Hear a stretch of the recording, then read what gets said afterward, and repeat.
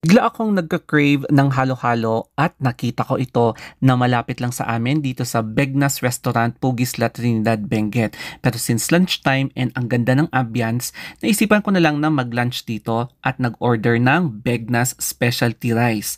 Kaya kain tayo and tignan natin kung worth it bang kumain dito. Kaya tara na, samahan niyo na ako.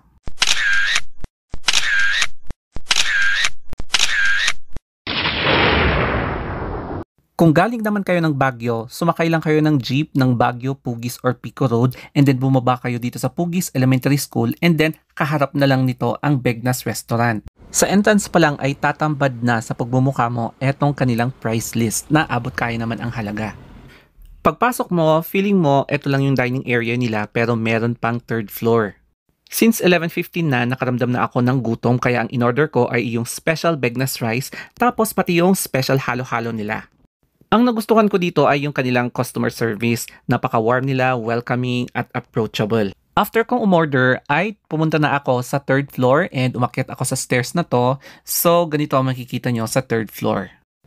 Meron kang halos 360 degrees view overlooking De La Trinidad Valley from here inside. Buti na lang early bird ako dito para solong-solo ko itong third floor. Kaya na-enjoy ko talaga yung view, almost 360 degrees view. Tsaka tanaw sa baba ang Pico Pugus Road na papunta sa Buyagan and to Baguio City and to Longlong. Self-service nga pala ang eksena dito sa third floor. Kaya ako na mismo yung nag-prepare ng aking inuming tubig. Tapos pati itong mga condiments, yung spoon and fork. Tapos nag-prepare na rin ako ng aking sauce. Katulad ng sili na yan. So nilagyan ko pa ng soy sauce. And then hinaluan ko pa ng calamansi. Ayan.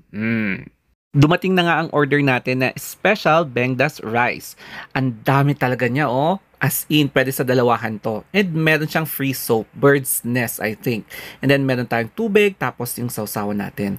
Pero eto talaga yung punteriya ko dito, yung special halo-halo nila. And excited na akong tikman. Pero ang uunahin talaga natin is itong parang appetizer na soup. And I believe bird's nest soup ata to. Kaya let's try. Unang dilpat ko pa lang, hindi na ako nagkakamali na bird's nest soup nga talaga ito without the quail egg. Yes, parang hindi ako nagkakamali. Bird's nest soup nga. Then nilagyan ko ng konting sili from dyan sa sausawan para mas may kick siya. Tikman natin itong best selling nila na Bengdaen's rice. So as you can see, napakasiksik, no?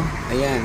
So this one is the chop suey with garlic. Tapos ito yung fried chicken nila. And then meron silang liempo or lechon. Ayan.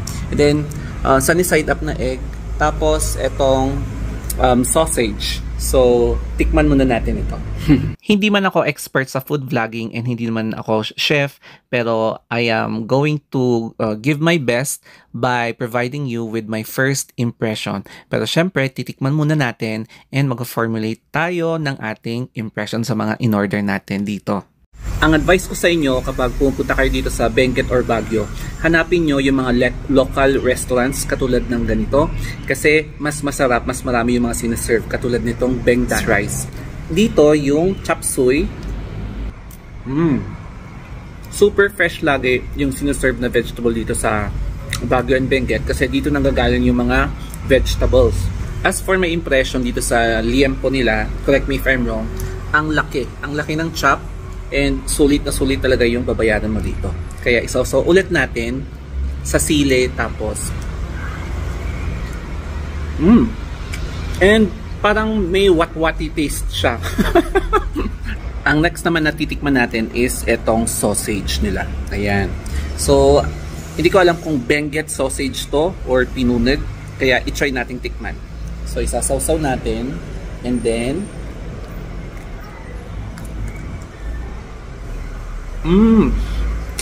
smoked siya para siyang itag pero in a sausage. So masarap siya as in. Ginawa ko na lang na panulak itong soup at parang baso at tubig para hindi ako mabilaukan kasi marami talaga siya. For the first time, hindi muna ako magre-rate, but then dito sa meal na to, ang pinaka nagustuhan ko sa lahat is ito, Benguet sausage or pinunag or what. Pero ang sarap niya kasi yung lasa niya talaga is parang etag or yung smoke talaga. Hindi pa siya matigas. Kasama nga pala itong smoke na sausage dito sa in-order ko na special Bengdas rice na parang umorder ka ng 4 main course meal pero sa iisang special rice meal lang. O di ba? Ito nga pala yung ating dessert, yung halo-halo special ng Bengdas. As you can see, mapapalaway ka talaga. Etong halo-halo, ang unang vinidyo ko bago ako mag-start na kumain kasi alam kong medyo magme-melt siya. Kaya, simulan na natin. Medyo nagme-melt na siya, kaya kailangan ko na siyang kainin. So, nawala yung amor niya kasi matagal ko nang hindi ginagalaw. Ang sarap naman kasi ng pagkain, pero ayan, papakinan natin itong halo-halo nila. So, yun ang gusto ko sa leche flan. Hindi siya masyadong matamis. Sakto lang. So, hindi ko siya muna ihahalo. Pero, kailangan na nating ihalo kasi nagme-melt na talaga siya. Magkaiba yung appearance niya ngayon kaysa nung vinidyo ko kasi nag-melt na yung ice niya katulad niyan. Pero anyway, ang dami niyang rekado. Yung gulaman, yung jelly beans, yung sago, may kamote, may banana, tapos ano pa ba, pinipig, mga ganyan. So, marami talagang nilagay na rekado. And hindi ako nagsisi sa pag-order nito kasi I'm satisfied. Ang isa rin sa nagustuhan ko dito is yung ambience. Ang ganda at wala pang tao. Ang swerte ko. Pero ngayon kumakain ako ng halo-halo, meron nang nagsidatingan ng mga ibang customer. Siguro ang naubos ko is I think 70%, 75%. Meron pang 25% na natira. Hindi ko na talaga kaya at busog na talaga ako. Pero satisfied naman. Kaya it's time na para magbayad. Pero may napansin ako dito na hiniing for sale at 330 pesos. Correct me if I'm wrong. At chili garlic paste na 80 pesos. Ito na yung ating babayaran. Yung in-order kong special Bengdas rice ay 230 pesos and yung halo-halo small ay 78 pesos with a total of 308 pesos.